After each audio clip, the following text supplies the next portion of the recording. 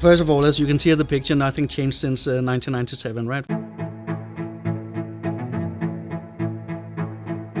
This was going back to when we launched the first platform for trading foreign exchange. And you know, there were also people asking, so why are the big banks not doing this? Why is Goldman Sachs or Danske or Nordea or Morgan Stanley or Citibank, why are they not doing it?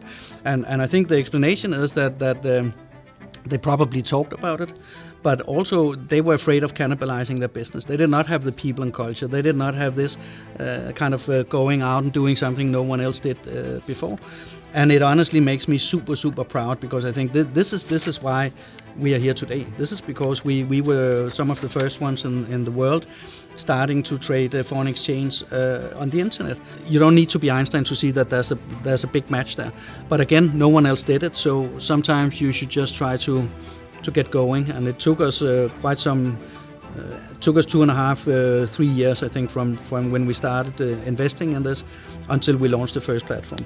And I remember in the beginning I was sitting drawing small papers together with the IT people we started employing, showing what a platform should look like and so forth.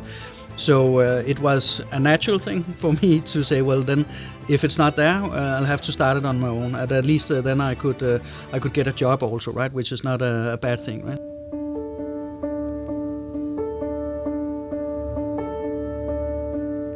And in the very beginning, I knew that you know it was the one bullet I had in the gun. So could I not make it fly? It'd be, you know, there were no plan B whatsoever. And of course, it is a big responsibility, and sometimes it can be slightly lonely, honestly, to be in that position, because you don't really have a lot of people to turn to other than the mirror, right? And that can get somewhat boring sometimes. Did you ever get like the feeling of what have I got myself into? Why did I do this? Many times, I would say. There's been many days where I just thought, okay, why don't I just stay in bed and you know, turn off the lights and so forth, right? But that's just never been an option, and I think we all feel like that from time to time. And I mean, let's face it, that there's no humans who go through life without having many bumps on the road. But when that is said, obviously I've not regretted it for a second. I think it's a lot of hard work. But if it was not meaningful what we did here, and I had meaningful relations with the people that you know, all the Saxonians, I would have done something different for sure. I think for everyone who's busy, it's always a challenge to balance this, but I think it's also important to understand that the most important thing around us is our family and loved ones, and I've never doubted that for a second.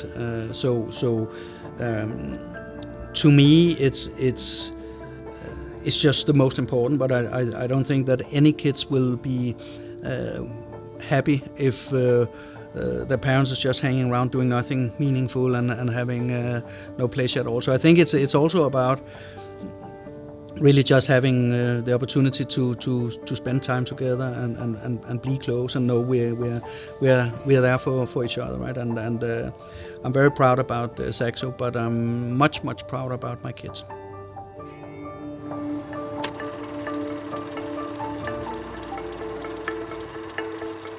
I think it was obvious to everyone that things went fast, because this phone, which I honestly still think is a pretty nice phone, probably gives more peace of mind than a smartphone today. But it was also already a quant leap, because just a few years before, the phones were like on the size of a brick. But this was a good thing, because it gave mobility. And again, we take it for granted today.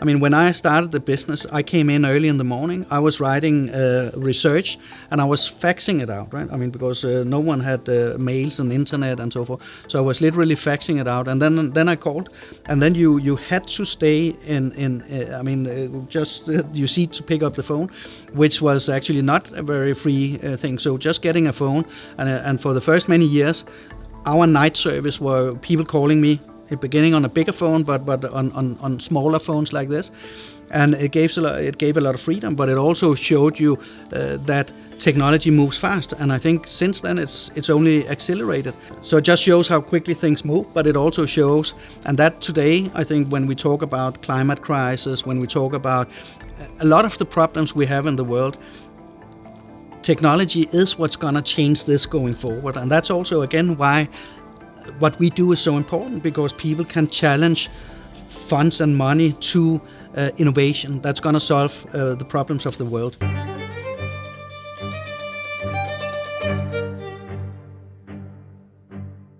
I think the day where the incentive structure is such that people understand that it is win-win, and that actually everyone should care and invest themselves in the world, in the markets, because long-term it's a much bigger risk not to be invested than to be invested. And everyone, at least in this part of the world, needs a pension, and they are investors. So even though they've given it to a pension company or something, they're still in the market. They are capitalists. They do want a pension.